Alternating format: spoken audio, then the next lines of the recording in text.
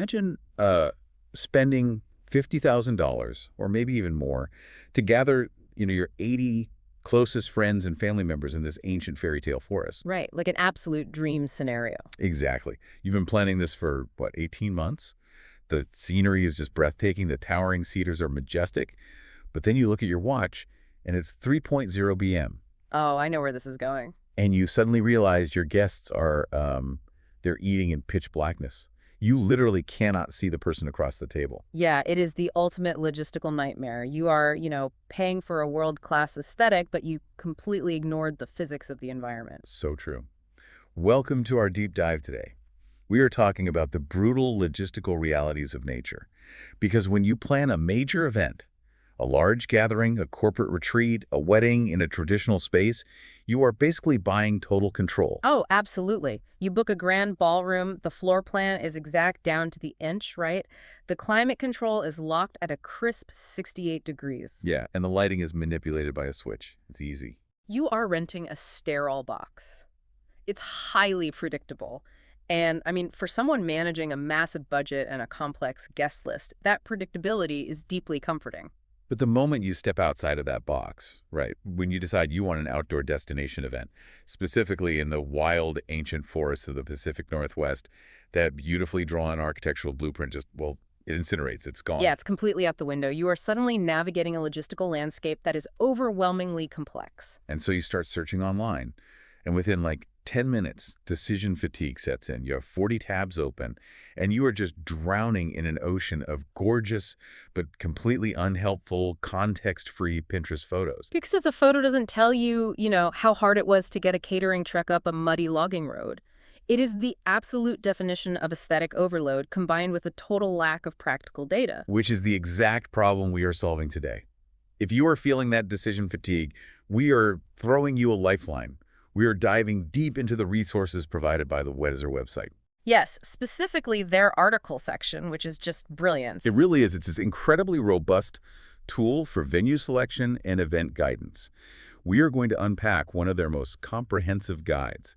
It is essentially a masterclass comparing two absolute heavyweights of the Pacific Northwest event scene, Washington State versus Vancouver Island. And, the reason this specific comparison matters so much right now is that the Pacific Northwest, the PNW, has become a globally recognized premier destination for these massive, immersive forest events. The demand is just skyrocketing. It really is. But choosing a venue here is not just about picking a pretty background. It is a massive exercise in balancing breathtaking, once-in-a-lifetime aesthetics with incredibly hostile logistics. Hostile is the perfect word for it. Right. When you book a forest, you are inviting nature to be your co-host. And nature does not care about your run-of-show document. Nature doesn't care if the appetizers are getting cold. And we are going to get into some absolutely brilliant, highly practical survival tactics today from the Weddizer site. Like the lighting issue. Yes. Later on, we're going to dissect exactly why that 3:20 p.m. lighting blackout happens, because it involves the actual biology of the forest canopy and how it dictates your entire event schedule. It's one of those invisible environmental traps. The physical space alters the physics of your gathering. It's wild. But before we put Washington and Vancouver Island in the ring together, we need to set the baseline. We need to understand the canvas. Why is everyone so obsessed with the Pacific Northwest in the first place? Well, looking through the Weddizer articles, they outline some very specific fundamental traits that define this region. It's a very specific biome. Yeah, we are talking about lush greenery that persists year-round, which is incredibly rare. And you have dramatic, jagged coastlines that directly intersect with towering evergreen forests. Plus, you have massive, serene mountain ranges. And it is all wrapped in this surprisingly mild, temperate climate. It is a geographical anomaly. It honestly feels like nature's cinematic universe. Think about it. It is one of the few places on the planet where you get misty, dense rainforests, sheer ocean cliffs, and snow-capped alpine mountains all sharing the exact same frame. Exactly. You don't have to drive for 3 days to transition from a coastal beach to a deep alpine forest. It's, geographically compressed. And if we look at why the event industry is pivoting so hard toward this specific geography, it comes down to what the Weddizer articles call the economics of aesthetics. Right. The nature-inspired or fairy tale atmosphere provides a built-in visual identity. Let's break down the budget of a standard ballroom event. You are spending tens of thousands of dollars bringing the beauty inside, right? Oh, absolutely. You are paying for ceiling drapery, complex uplighting rigs, massive floral installations. And custom backdrops just to hide the bland beige walls of a hotel conference center. You're essentially paying to disguise the room. Precisely. But in the Pacific Northwest, the forest is the architecture. The ancient cedar trees are your pillars. The moss is your carpeting. Which is amazing. It is. The scenery drastically reduces the need for artificial decor because the environment is already doing the heavy lifting. You are reallocating your budget from artificial decoration to environmental access. Okay, hold on though. I was reading the source material carefully, and there's a phrase that keeps coming up. The Weddizer article mentions this mild, temperate climate. Uh-huh. Now, tell me the truth. Isn't mild and temperate just a highly polite real estate agent way of saying it is going to be cloudy and it is going to rain on your very expensive suit? Mm-hmm. Like, are we just romanticizing bad weather? I mean, yes, it is absolutely going to rain on your suit. I knew it. But we have to fundamentally reframe how we perceive weather in the context of these events. The text approaches this beautifully, actually. The mist and the frequent light rain are the core features of the PNW, not the bugs. Okay, fair point. You do not book an ancient rainforest hoping for a blazing, cloudless, 85-degree day. If you want a dry, sunny, perfectly predictable outdoor event, you book a vineyard in Southern California. Right. You don't go to the rainforest to get a tan. No, you go for the atmosphere. The moisture in the air, the low-hanging stratus clouds, that very specific diffuse quality of the mist, that is the mechanical engine driving the highly sought-after, moody, ethereal, and romantic vibe. Ah, so it's a feature. Exactly. The Weddizer article highlights how this weather actively enhances the environment. When it's misty, the water droplets in the air diffuse the sunlight, creating a giant softbox effect. Oh, like in photography. Exactly like that. It eliminates harsh shadows, it saturates the colors, making the greens of the moss and the ferns look incredibly rich and vibrant, and it physically creates a sense of intimacy because your field of vision is enclosed by the fog. You are entirely enveloped. So you are paying for the atmospheric physics just as much as you are paying for the trees. The weather is a deliberate design choice. Exactly. You are buying the mood. So understanding that we are willingly signing up for this moody, misty canvas, let's zoom in on the first specific destination on the map. Let's talk about Washington State. This is the dramatic, mountain-heavy heavyweight. It really is. The geography here is defined by scale. The Weddizer venue selection guide focuses heavily on regions like the Olympic Peninsula, the Mount Rainier area, and the North Cascades. Yeah, these are vast, ancient, and deeply rugged terrains. The imagery in the source material is just aggressive in its beauty. Aggressive is a good way to put it. When you picture Washington through this lens, you are visualizing massive river systems cutting through deep, moss-covered valleys. You have rushing, powerful waterfalls. And looming right behind all of that, dominating the skyline, are these jagged, heavily glaciated, snow-capped mountain backdrops. It is imposing. It makes you feel very small. It is the definition of grandeur. But that dramatic mountainous geography generates a very specific and often hostile set of climate realities, right? Oh, heavily hostile. The guide points out that Washington's climate is highly volatile, specifically when you get into those elevated forested areas. Mountains manufacture their own weather. So what does that volatility actually mean for someone trying to plan an itinerary? Well, the Weddizer data shows your most reliable window for an event in Washington is tightly constrained to June through September. Okay, standard summer. Right. But the crucial takeaway, the thing that trips up planners constantly, is that even in the absolute middle of summer, you must expect cooler temperatures and sudden mist. Wait, really? Even in August? Yes. You might be holding an event in August. The rest of the country is sweltering in 90-degree heat. But you are at elevation in a dense forest in Washington. The air mass is coming off the frigid Pacific Ocean and hitting the mountains. It is going to be cool. Wow. The temperature can drop 20 degrees as soon as the sun dips behind a peak. So if I send out an invitation for an August event in Washington, my guests from Texas or Florida are going to pack linen suits and sundresses, and they are going to freeze. They will be miserable. You have to actively manage their expectations and practically mandate that they bring layers. That is such a good tip. Yeah. Let's talk about the venues themselves, because this seems to be where Washington really flexes its muscles in the Weddizer article. Oh, absolutely. The guide details a massive spectrum of choices for venue selection. You have national parks, state parks, private forest lodges, and these incredible luxury eco-resorts. And the connective tissue between all of these options, the major strategic advantage that the article emphasizes for Washington is infrastructure. Washington is an accessibility Known as powerhouse. SeaTac. Seattle-Tacoma International Airport is a massive global hub. This makes the logistics of moving human beings highly efficient. So for guests flying in from New York, Chicago, or internationally, Washington is basically a straight line. Exactly. You take a direct flight into SeaTac, you rent a car, and within 2 to 3 hours, driving on paved, well-maintained, multi-lane highways, you are deep inside an ancient alpine forest. If you're looking at the math of travel, Washington is the plug-and-play option. It gives you this epic wilderness with the safety net of modern convenience. It does. But let me challenge the reality of these venue options for a second. The source talks about utilizing national and state parks. That sounds incredibly romantic. It does sound great on paper. Right. But I know enough about government bureaucracy to assume it's not as simple as just hiking out to a waterfall and setting up 60 folding chairs. What is the actual mechanism of hosting an event on public land? It is an administrative gauntlet, and this is where the Weddizer Guide's breakdown of costs and logistics becomes essential reading. Tell me about it.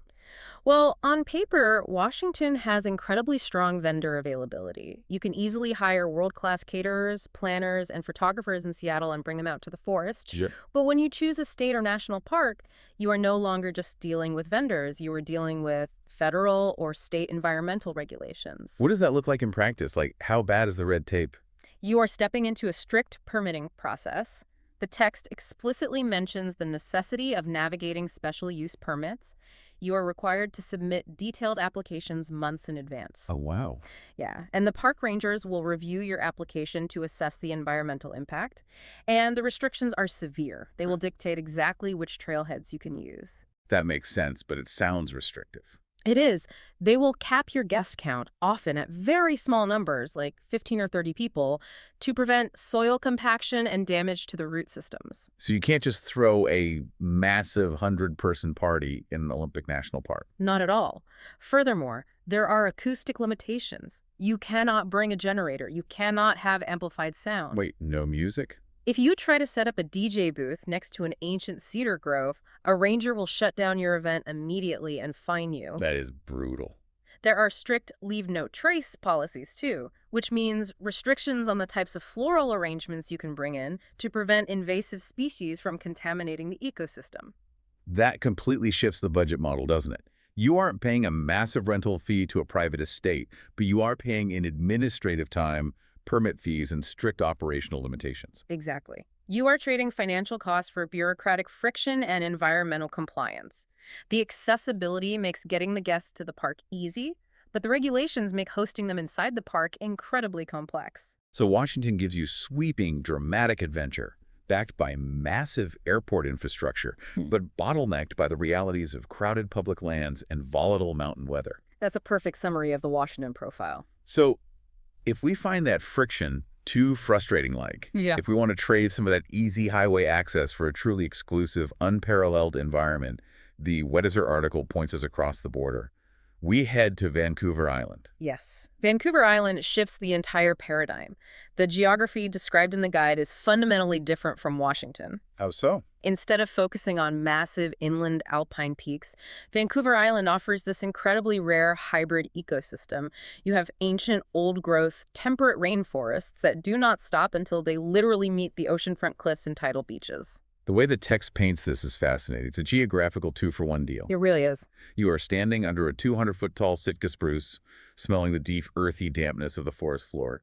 But you are also listening to the rhythmic crashing of Pacific Ocean waves against basalt rocks. It is a sensory combination you simply cannot replicate if you are 2 hours inland in the Cascade Mountains. It provides an ethereal, deeply secluded landscape, and the geography directly dictates the climate. The Weddizer Guide points out a differentiator that catches a lot of people off guard. Okay, what is it? Vancouver Island actually features a slightly milder, more predictable climate than the Washington Mountains. Which feels entirely counterintuitive. You are looking at a map, and Vancouver Island is further north. You assume north means colder, wetter, and harsher. Why is it milder? It comes down to oceanography and topography. The island is buffered by the Pacific Ocean, which acts as a massive thermal regulator. The water moderates the extremes. Oh, interesting. Furthermore, the island has a spine of mountains running down its center. If your venue is on the eastern or southern side of the island, you are in a rain shadow. No rain shadow. Yeah, the weather systems blow in from the Pacific, dump their heavy rain on the rugged west coast, and leave the eastern side significantly drier. So the mechanics of the island actually protect you. Yes. The guide explicitly notes that during the ideal booking window, which is slightly wider than Washington's, spanning from May all the way through September, Vancouver Island has surprisingly less rainfall and more comfortable, stable temperatures. That is a massive advantage. It gives the planner a significantly higher degree of confidence. You aren't constantly staring at the radar, terrified that your outdoor dinner setup is going to be washed away by a sudden alpine squall. Okay, let's pause here. Because if I am analyzing this data from the Weddizer Venue Selection Guide, Vancouver Island has better weather predictability. Right. It has a longer, drier summer season. It gives you both the ocean and the old-growth forest simultaneously. It seems objectively superior.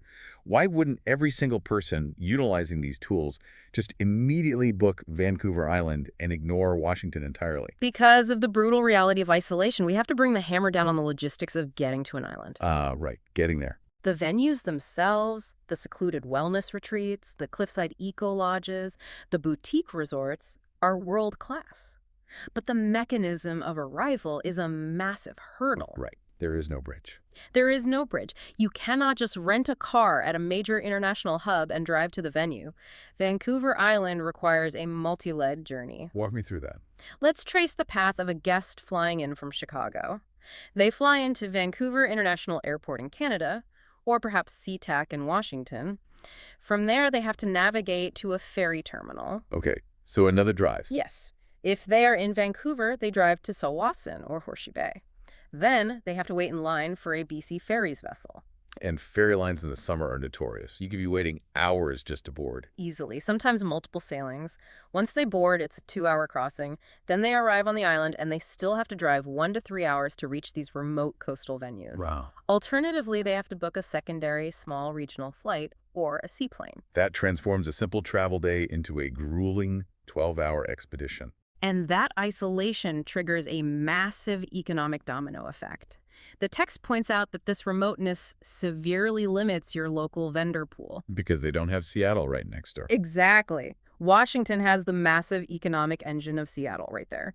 Vancouver Island relies on smaller, localized economies like Victoria or Nanaimo. So if you want something specific, you're in trouble. Right.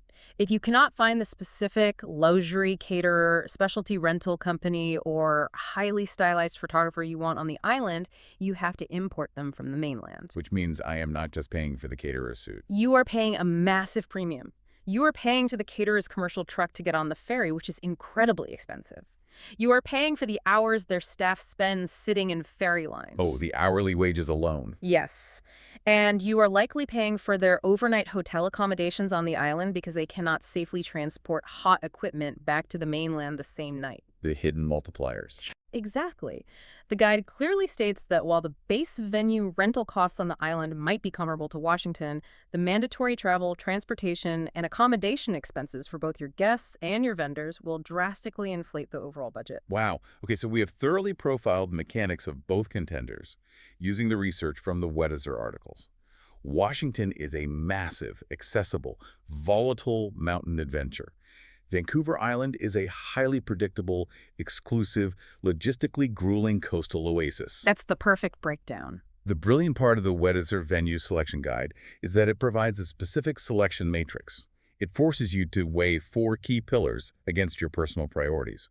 Let's break down how these pillars interact. Absolutely. The first pillar is scenery style. Are you drawn to the aggressive, imposing drama of alpine mountains and rushing rivers, that is Washington?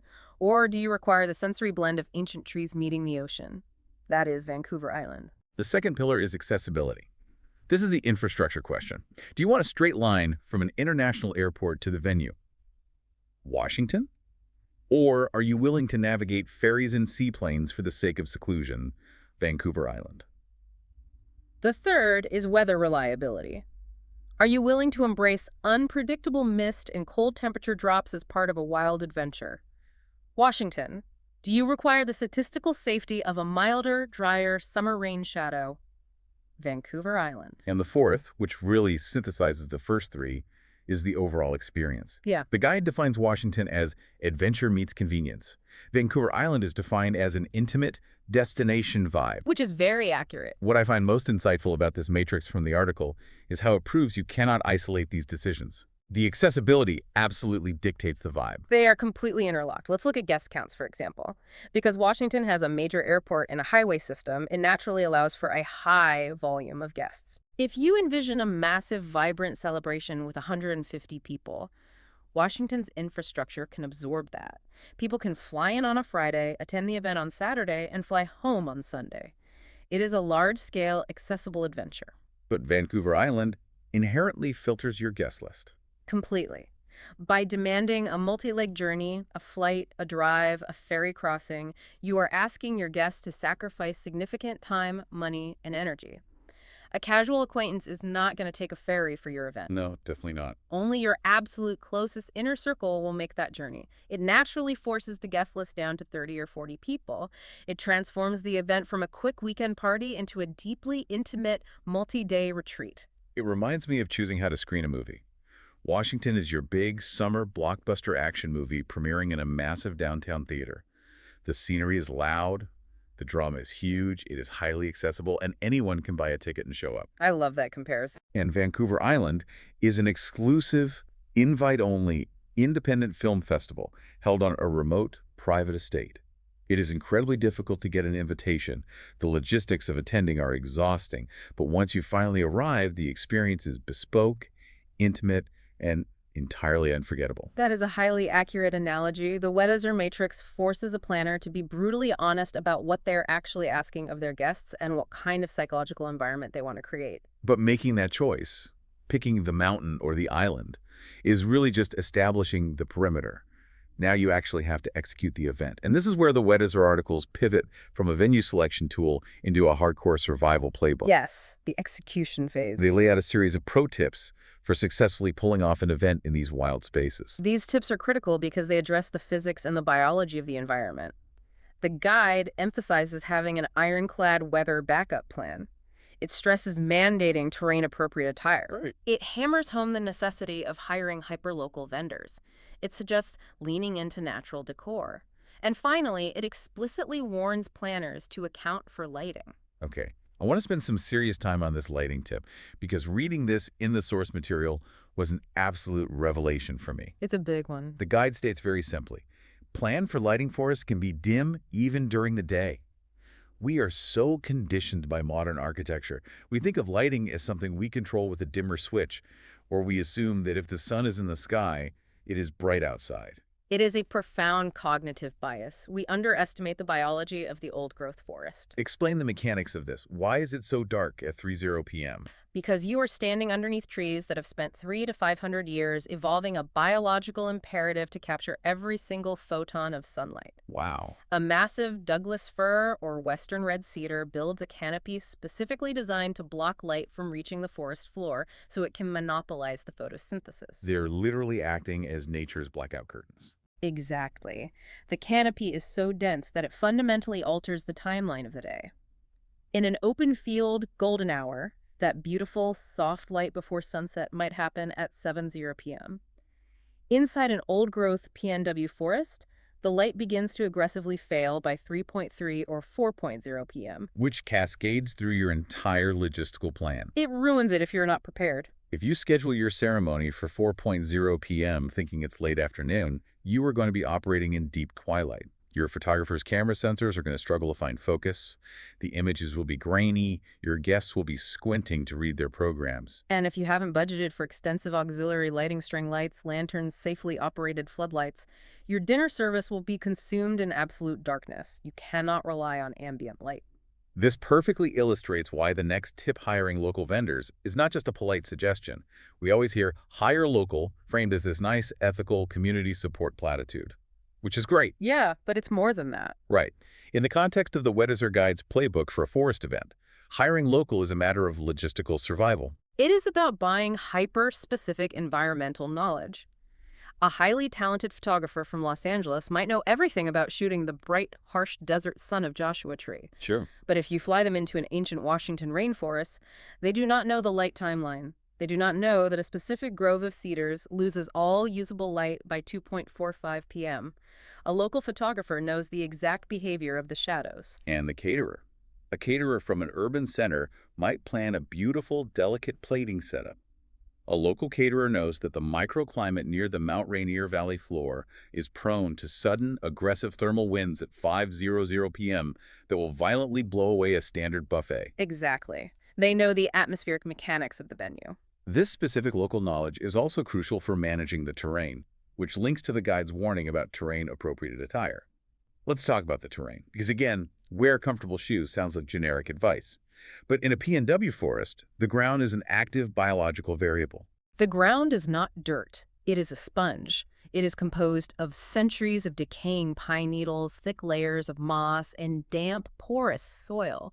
It holds moisture constantly. So if you send out an elegant invitation and you do not explicitly aggressively warn your guests about the physics of the forest floor, someone is going to show up wearing expensive stiletto heels. And the physics of a stiletto heel on a mossy sponge dictate that they will sink 3 inches into the damp earth with every single step they take. Wow, that sounds awful. They will ruin their shoes. They will be physically exhausted from trying to balance. They will likely twist an ankle. The environment will actively punish them. Yes.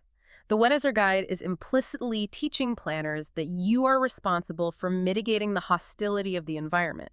You have to communicate clearly. You have to recommend block heels, boots, or wedges. You are managing their physical safety. And managing all of this leads directly into the budgeting strategy. The Weddizer resources are adamant that you cannot look at a venue's baseline rental fee and assume that is your budget. You have to calculate the hidden multipliers. The multipliers are the financial ruin of unprepared planners. Let's track them. We talked about the vendor travel premiums, especially for Vancouver Island, paying for ferry tickets, commercial transit time, and hotel rooms for your catering staff. But there's also the timing multiplier. Oh, timing is everything. The guide warns against booking during peak tourist seasons or heavy rain months without understanding the financial impact. Timing alters the entire economic landscape of the region. If you book an event on Vancouver Island in July, you are competing with global tourism. The cost of a hotel block for your guests doubles. Makes sense. Supply and demand. Exactly. The cost of renting passenger vans to shuttle people from the ferry terminal skyrockets. Furthermore, ferry reservations sell out months in advance. Right. If your vendors do not secure commercial ferry reservations 6 months prior, they might miss the sailing entirely, and your food simply does not arrive. The logistics are incredibly fragile. It requires a massive amount of foresight. The Weddizer platform is forcing you to look at the holistic economic picture. You are not just paying for access to a beautiful patch of trees, you are financing a complex logistical operation to move humans, infrastructure, and resources into and out of a wild ecosystem. That is the reality of the Destination Forest event. So, synthesizing everything we have unpacked today from this massive mountain of research, what is the ultimate actionable takeaway for someone staring down this venue selection decision? When you distill the data, the path forward is clear. If your priority is cinematic scale, if you want massive, imposing mountains, roaring rivers, and dramatic topography, and you need to accommodate a larger guest list with relative ease, Washington is the strategic choice. Right. It provides wild, volatile adventure while keeping you tethered to major global infrastructure and a vast vendor pool. But if your vision is uncompromisingly exclusive, if you demand that ethereal combination of ancient forest meeting the crashing ocean, and you prioritize a drier, more predictable summer climate, Vancouver Island is the answer. Yes. Provided, of course, that you're willing to embrace the grueling logistics, accept a smaller guest list, and fund the heavy transportation multipliers. And this underscores the vital importance of utilizing a resource like the Weddizer website's articles section. They strip away the romantic illusion. They really do. They do not just show you a perfectly edited photo of a misty forest. They expose the mechanical, brutal reality of what it takes to execute that photo. They explain the ferry schedules, the physics of the light, the necessity of local knowledge, and the bureaucratic maze of permit fees. They give you the data required to make an informed, resilient decision. Because the fantasy of the forest is beautiful, but mastering the logistics is what prevents that fantasy from turning into a disaster. Ex- As we close out this deep dive, I want to leave you with a final thought to chew on, something that really stuck with me as we explored these wild landscapes. At the very beginning, we talked about how picking a traditional indoor venue is an exercise in purchasing total control. Right, the sterile box. You buy the exact temperature, the exact lighting, the exact acoustic environment. It is safe and it is predictable. But when you make the choice to step into a Pacific Northwest forest, whether you are navigating the unpredictable alpine mist of Washington or the complex coastal logistics of Vancouver Island, you are fundamentally doing the exact opposite. Yeah. You're actively, deliberately surrendering control to nature. So here is the question to mull over. Is it possible that the surrender itself is the point? Oh, that's interesting. Is it possible that giving up that rigid control, choosing to embrace the sudden moody fog, leaning into the dim, mysterious lighting of an ancient canopy, and accepting the wild, uneven moss beneath your feet, is exactly what strips away the sterile predictability of a standard gathering? I think so. Maybe the magic isn't found in forcing the environment to bend to your itinerary.